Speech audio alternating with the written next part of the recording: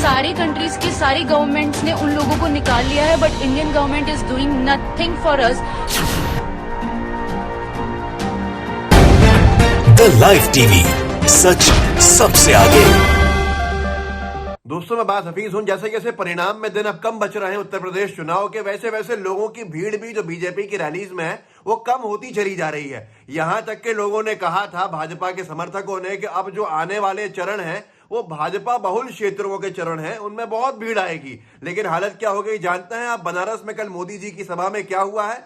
कैसी खाली कुर्सियां, कैसा वीरान मैदान के देख के भाजपा के समर्थक भी अब मुंह छिपाते नजर आ रहे होंगे। सूर्य प्रताप सिंह जी जो रिटायर्ड आईएएस हैं, उन्होंने एक ट्वीट किया, कुछ दिख रहा है क्या? और टेलीप्रॉम्प्टर बाबा काशी में, ये लिख के ट्वीट कर दिया और तस्वीर लगा दी मोदी जी की सभा, और सभा के अंदर मोदी जी के सामने टेलीप्रॉम्प्टर लगा नजर आ रहा है। मतलब कितना सोच सोच के लिखवा के बोलना पड़ रहा है। लेकिन भीड़ जानता है क्या थी? उस भीड़ की वीडियो भी ट्वीट करी सूर्य प्रताप सिंह जी ने। जरा आप भी देखिए, ये मोदी जी का गृह लोकसभा क्षेत्र है। उत्तर प्रदेश का चुनाव अपने आखिरी चरण के अंदर चला गया है, 2 चरण बचे हैं, और ये भाजपा का बहुल क्षेत्र बताया जाता है कि मां गंगा का बेटा मुझे माना गया, ये कहा गया, मां गंगा ने बुलाया। और वहां भीड़ का आलम देख लीजिए कितनी कम है। और किसकी सभा है? मोदी जी की सभा है। जरा देखिए इस वीडियो को।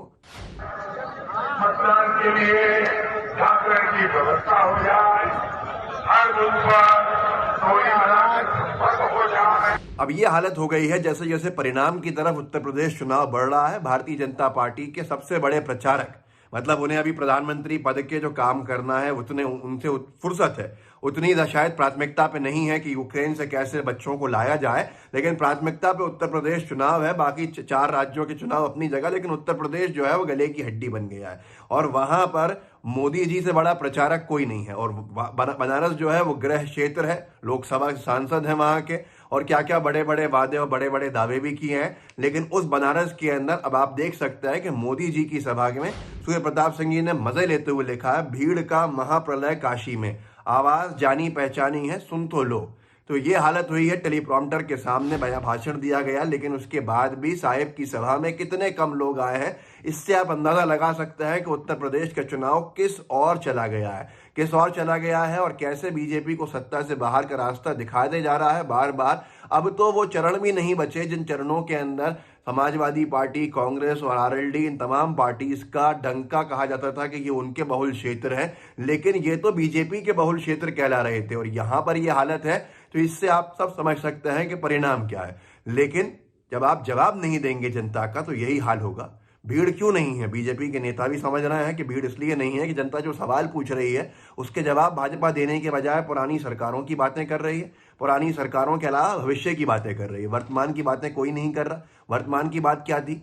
रोजगार की बात मांगी गई, रोजगार के सवाल पूछे गए, उन रोजगार के सवाल पे कोई जवाब नहीं हुआ। तो कल मोदी जी ने मन की बात में क्या कहा आप जानते हैं? आपको जान के हैरानी होगी। न्यूज 24 ने डाला, मैं देश के जवानों से आह्वान करता हूं, आप भी तंजानिया के भाई बहन की तरह भारतीय भाषाओं के गानों पर वीडियो बनाइए, इसमें आप भी बहुत पॉपुलर हो जाएंगे।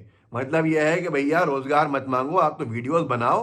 तंजानिया के जो भाई बहन हैं वो वीडियो बना रहे हैं, उनका नाम लेके कहा, वो वीडियो बना रहे हैं और उनको बहुत दुनिया के अंदर नाम मिल रहा है। इनडायरेक्टली बात यह है कि इस तरह के रोजगार ले लीजिए। तो ये हालात आज हो गए हैं, तो जनता गुस्से में नहीं आएगी क्या?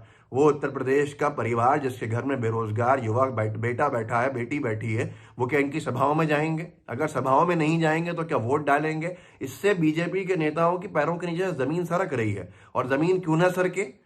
यहां पर दिन रात प्रचार चलता है, और रात में जाके आखिरी में अंतिम काम होता है यूक्रेन में फंसे बच्चों की हिफाजत के लिए, उनके इवैक्यूएशन के लिए मीटिंग्स लेना, जो कोविड में हुआ कि पश्चिम बंगाल और आसाम चुनाव के अंदर लगे रहे दिन भर, और रात में कोविड की मीटिंग ली जाती थी। अब यहां पर भी यही हो रहा है।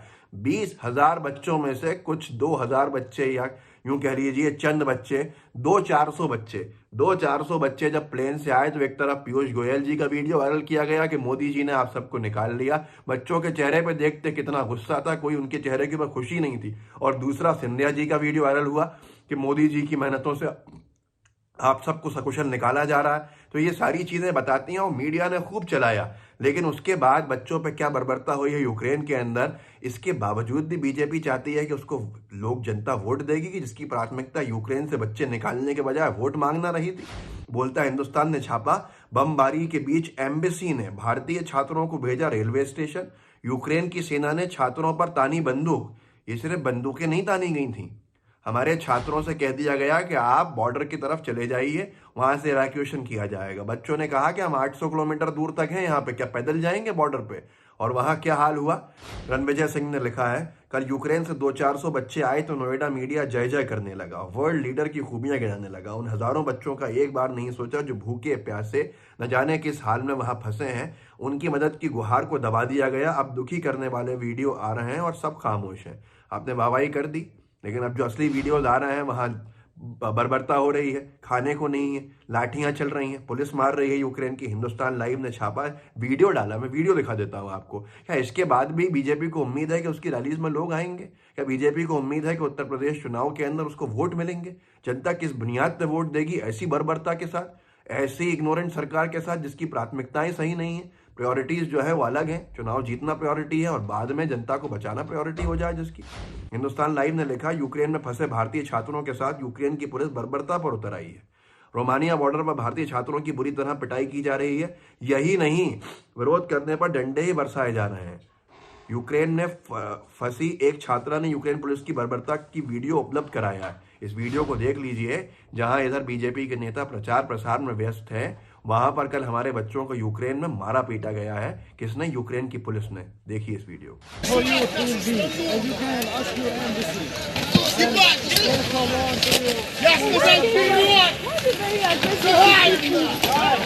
विनोद कापड़ी साहब ने भी इस वीडियो को कोट करके लिखा, ये तस्वीरें वीडियो बेहद विचलित करने वाले हैं।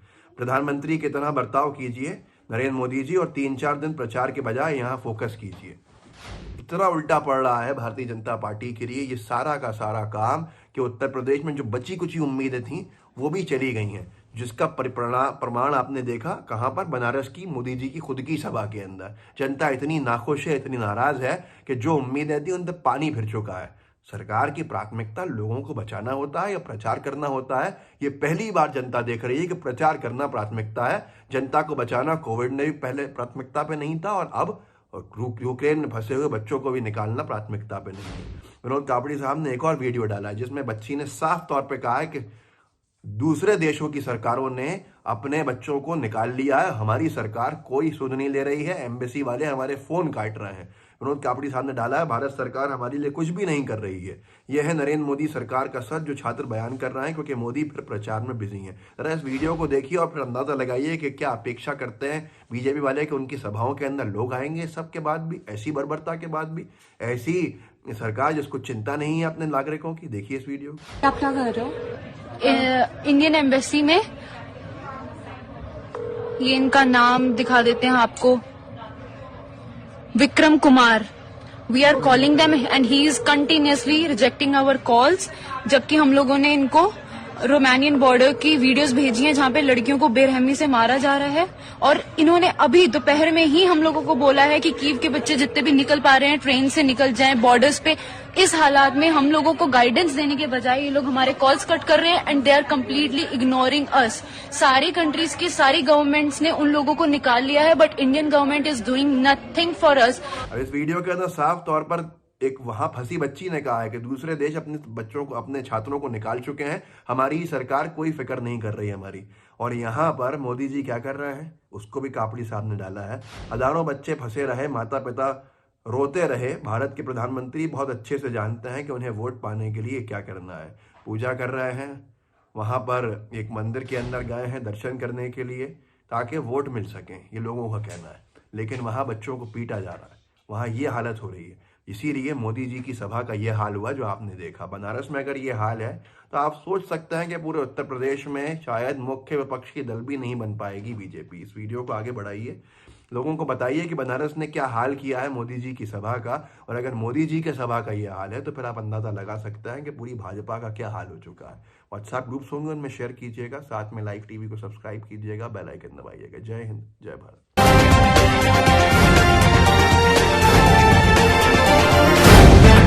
द लाइव टीवी, सच सबसे आगे।